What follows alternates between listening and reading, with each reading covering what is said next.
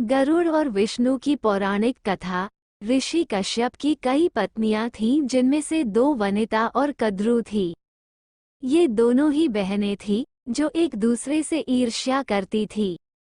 दोनों के पुत्र नहीं थे, तो पति कश्यप ने दोनों को पुत्र के लिए एक वरदान दे दिया। वनिता ने 2 बलशाली पुत्र मांगे, जबकि कद्रू ने 1000 सर्प पुत्र रूप में मांगे, जो कि अंडे के रूप में जन्म लेने वाले थे। सर्प होने के कारण कद्रू के 1000 बेटे अंडे से उत्पन्न हुए और अपनी मां के कहे अनुसार काम करने लगे।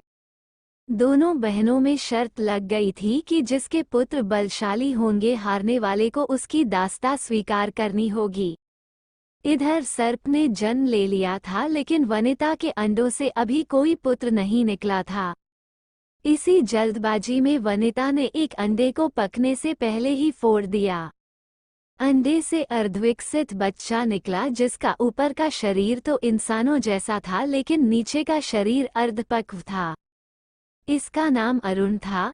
अरुण ने अपनी मां से कहा कि पिता के कहने के बाद भी आपने धैर्य खो दिया और मेरे शरीर का विस्तार नहीं होने दिया।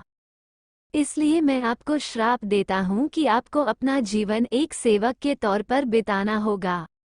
अगर दूसरे अंडे में से निकला उनका पुत्र उन्हें इस श्राप से मुक्त न करवा सका, तो वह आजीवन दासी बनकर रहेंगी।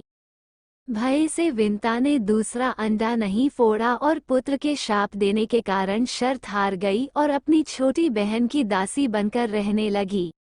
बहुत लंबे काल के बाद दूसरा अंडा फूटा और उसमें से विशालकाय गरुड़ निकला, जिसका मुख पक्षी की तरह और बाकी शरीर इंसानों की तरह था। हालांकि उनकी पसलियों से जुड़े उनके विशालकाय पंख भी थे।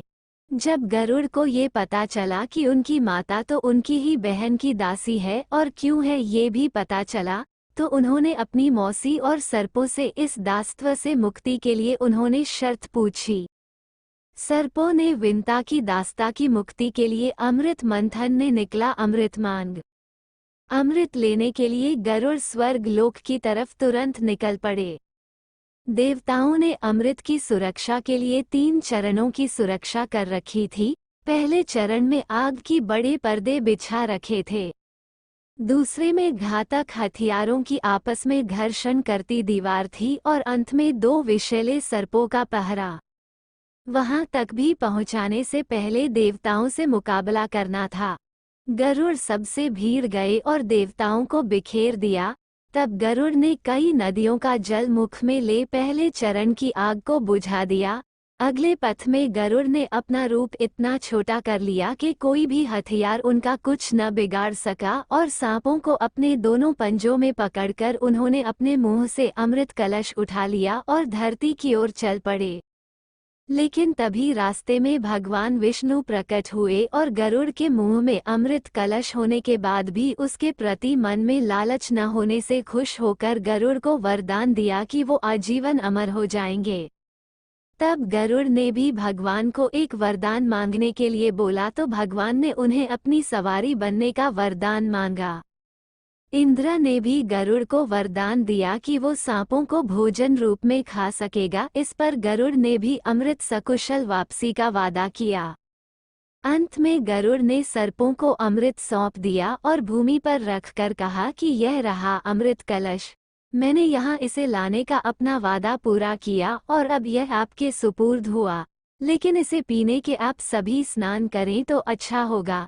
जब वे सभी सर्प स्नान करने गए, तभी वहां अचानक से भगवान इंद्र पहुंचे और अमृत कलश को वापस ले गए।